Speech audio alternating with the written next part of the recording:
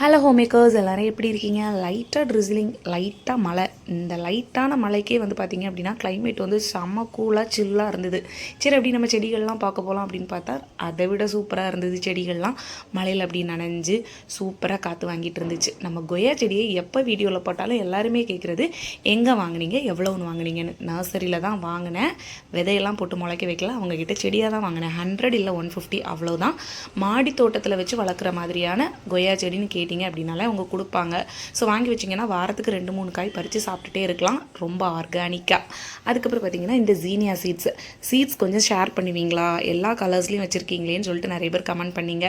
So இந்த seeds வந்து share பண்ணுறது வந்து இம்பாசிபிள். ஏன்னா நிறைய டிஸ்ட்ரிக்ட்லேருந்து வேறு ஊர்லேருந்து நீங்கள் எனக்கு கமெண்ட் பண்ணுறீங்க. ஸோ சிம்பிளான ஒரு வழி சொல்கிறேன். நான் இந்த சீட்ஸ் எல்லாம் ஃப்ளிப்கார்ட்டில் தான் வந்து வாங்கியிருந்தேன். மல்டி கலர் சீனியா சீட்ஸ்னு போட்டிங்கன்னா அவைலபிளாக இருக்கும். 100 ரூபாய் இல்லை 109 ரூபாய் தான். எல்லா விதையுமே முளைக்கும், உடனே பூக்கவும் ஆரம்பிச்சிரும்.